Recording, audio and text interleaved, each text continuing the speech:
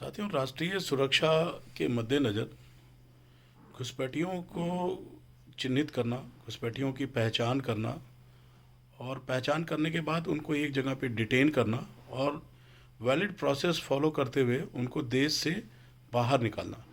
ये बहुत ज़रूरी काम है राष्ट्रीय सुरक्षा के मद्देनज़र। और ये काम इतना आसान होने वाला है नहीं जितना हम लोगों को लगता है। हालांकि मौजूदा नरेंद्र मोदी सरकार का ये संकल्प है, जैसा कि अमित शाह और शीर्ष नेतृत्व मोदी जी आदि ने कहा है, कि हम घुसपैठियों को हर हाल में एक एक घुसपैठियों को देश से बाहर निकालने का काम करेंगे। तो अब ये एक राजनीतिक संकल्प की बात है, ये एक राजनीतिक मुद्दा भी हो सकता है बहुत सारे लोगों के लिए, लेकिन एक आम जनमानस के लिए, एक भारतीय नागरिक के तौर पे अगर मैं अपनी बात करूं तो घुसपैठिए जो इस देश के संसाधनों के ऊपर बोझ हैं, भार हैं। हमारे देश का संसाधन हमारे देश के लोगों के लिए होना चाहिए। हमारे देश के संसाधनों का उपयोग या मैं ये कहूँ दुरुपयोग ये घुसपैठिए कर रहे हैं। ये यहाँ पे फल फूल रहे हैं, ये अवैध तरीके से यहाँ पे आ करके बस गए हैं और अब एक तरह से भारतीय भीड़ का, भारतीय जनसंख्या का हिस्सा बन चुके हैं। और इनकी पहचान करना और इनको बाहर निकालना, बल्कि मैं कहता हूँ इनको अविलंब बाहर निकालना, ये बहुत आवश्यक हो गया। हालांकि बहुत सारी राजनीतिक पार्टियों के लिए ये एक राजनीतिक मुद्दा भी बन चुका है। वो ये नहीं चाहते कि किसी भी तरीके से ये घुसपैठिए जो उनका एक मजबूत वोट बैंक बने हुए हैं उनको बाहर किया जा सके। इसलिए वो हर संभव तरीके से घुसपैठियों के चिन्हीकरण और उनके बाहर निकालने का तरह तरह से विरोध करते चले आ रहे हैं। अब अगर जब घुसपैठियों की बात करते हैं तो इसमें दो तरह के घुसपैठिए देखने में आ रहे हैं जो सुनने चर्चा में आती हैं। एक तो वो जो बर्मा की तरफ से घुसपैठ करके आए असम के जरिए, असम के रास्ते के जरिए, ये जो जिनको हम रोहिंग्या मुस्लिम कहते हैं। और एक वो जो बांग्लादेश से हम बंगाल स्टेट की जो बॉर्डर्स हैं उसके ज़रिए जो विशेष तौर पे मुर्शिदाबाद इलाके में है, उस बॉर्डर से पेनिट्रेट किए हैं भारत के अंदर। और अगर मैं ये कहूँ तो गलत नहीं होगा कि उसमें उस राज्य सरकारों का भी मौन सपोर्ट है, सहयोग है। मैं तो सहयोग से ऊपर भी जाके कहना चाहूँगा संरक्षण भी है। अगर ये जब बाहर से आते हैं, उनका ये क्या कहना है, बंगाल के जो सत्ताधारी दल के टीएमसी के नेता हैं, उनका कहना है कि रोहिंग्यों को या किसी भी घुसपैठियों को भारत में आने से रोकने का कार्य भारत सरकार का है। ठीक बात है, भारत सरकार का ही काम है। अब मैं आपकी जानकारी में लाना चाहता हूँ, तकरीबन 2200 किलोमीटर का बॉर्डर है हमारे और भारत और बांग्लादेश के बीच में, जिसमें से मौजूदा सरकार ने सत्ता संभालने के बाद इस पर विशेष चिंता करते हुए जो बॉर्डर एरिया है उसकी फेंसिंग करी है, जिसमें तकरीबन 1600 किलोमीटर का एरिया फेंस भी हो चुका है। लेकिन अभी भी 600 किलोमीटर का एरिया जो स्पेशली मुर्शिदाबाद की तरफ है वो अभी बाकी है। ये मामला कोर्ट में भी गया है, हाई कोर्ट में भी है। हाई कोर्ट में भी इसमें सुनवाई करते हुए अपनी चिंता जाहिर की और बंगाल सरकार को एक कोर्ट में एफिडेविट फाइल करने के लिए कहा है कि फेंसिंग बनाने के लिए केंद्र सरकार द्वारा जब फेंसिंग बनाई जाए, इसके लिए जो लैंड प्रोक्योर करके देने का काम है ये राज्य सरकार का है। और राज्य सरकार इस बारे में 600 किलोमीटर एरिया की फेंसिंग के मामले में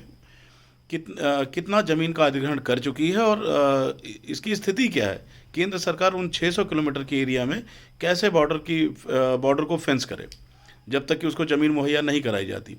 और जब तक ये नहीं होता तब तक घुसपैठ की जो संभावनाएं हैं वो बनी रहती हैं। बीएसएफ चाह करके भी कितना इस घुसपैठ को रोक पाने में, अगर ये कहा जाए, बहुत कोशिशों के बाद भी सफल इसलिए नहीं हो पाते क्योंकि एरिया अनमैन्ड एरिया बहुत ज़्यादा है। उसमें पेट्रोलिंग भी की जाती है, बीएसएफ अपनी तरीके से सारी व्यवस्था करती है, लेकिन उसके बावजूद भी चूंकि एरिया बहुत ज़्यादा है, डिप्लॉयमेंट उतना नहीं है और कहीं ना कहीं ये समस्या है, तभी तो घुसपैठिए अंदर बाहर आए हुए हैं। और चूंकि उसमें राज्य सरकारें किसी न किसी तरीके से अपरोक्ष तरीके से उनका समर्थन कर रही हैं, उनको बसा रही हैं, उनके कागज़ भी बन जा रहे हैं। मेरा ये कहना है कि ऐसे लोग जिनको हम घुसपैठिया कह रहे हैं, जो भारतीय नागरिकों की तरह उनके पास भी ले दे के भ्रष्टाचार के चलते या राजनीतिक संरक्षण के चलते अपने वोट को मजबूत करने के चलते उनके जब कागज़ भी तैयार हो गए हैं, जैसे Aadhaar card, voter ID card, ration card आदि आदि, वो ये सब तो इनमें से कई विषय तो राज्य सरकार के हैं, जिनमें इस तरह के कागज राज्य सरकार के कर्मचारियों के मिली भगत या भ्रष्टाचार के जरिए बनते हैं। तो ऐसी परिस्थितियों में इनका चिन्हीकरण कर पाना इतना आसान काम तो है नहीं। हालांकि अभी जो SIR 2025 की प्रक्रिया चल रही है, उसमें डर के मारे बहुत सारे घुसपैठिए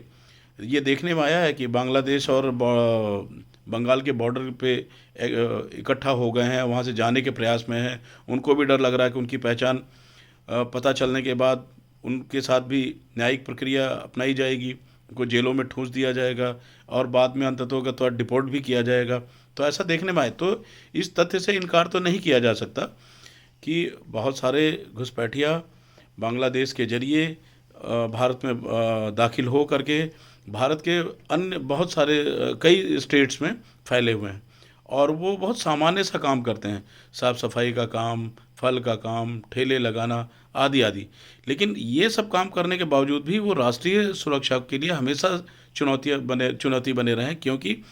इस तरह के जो भारत के विघटनकारी तत्व के रूप में काम करने वाले दल हैं या जो इस तरह की सोच रखते हैं, उनको वो सब इनको टूल की तरह इस्तेमाल करते हैं। और चूंकि इनको पैसे इतने पढ़े लिखे, इतने पैसे वाले, इतने प्रोफेशनली साउंड होते नहीं हैं, तो इनका इस्तेमाल करते हैं और उनको कोई डर नहीं रहता, क्योंकि वो सब ऐसा करने के बाद बॉर्डर से वापस अपने अपने बंगाल की तरफ चले जाते हैं और फिर जब मामला शांत होता है तो फिर चले आते हैं। तो अब चूंकि जो चुनाव आयोग का काम है वो तो सिर्फ वैध मतदाता की पहचान और मतदाता सूची का शुद्धिकरण है, वो किसी भी घुसपैठिए की नागरिकता तय करने का काम नहीं करते। हाँ, वो वोटर लिस्ट से मतदाता अगर नागरिक नहीं है भारत का तो उसको हटाने का काम तो करते हैं और उनको करना भी है और ये उनका दायित्व भी है। तो ये दो विषय हो गए, एक तो SIR वाला की मतदाता शुद्धिकरण और दूसरा विषय ये है कि हम एक घुसपैठिए जो है उनका पहचान करके उनको डिपोर्ट किया जाना एक वैलिड प्रोसेस के द्वारा। तो ये काम तो गृह मंत्रालय, भारतीय केंद्र सरकार की गृह मंत्रालय माननीय अमित शाह जी के पास है और ऐसा करने के लिए उनके पास विभिन्न एजेंसियां भी मौजूद हैं। तो अब ये देखना दिलचस्प होगा कि क्या ये एक सिर्फ राजनीतिक मुद्दा बना रह जाता है या इस मुद्दे पे सिर्फ राजनीति होती है या सच में देश के इंटरेस्ट में, नेशनल इंटरेस्ट में इन घुसपैठियों की पहचान करके इनको एक जगह इकट्ठा करके और इनको अविलंब भारतीय सरकार, आदरणीय नरेंद्र मोदी जी की सरकार, आदरणीय गृह मंत्री अमित शाह जी इन सब को बाहर करते हैं ताकि हमारे देश के संसाधनों का उपयोग देश के लोगों के लिए ज़्यादा हो और वो लोग अमन चमन से रहें और हमेशा तरक्की करते रहें।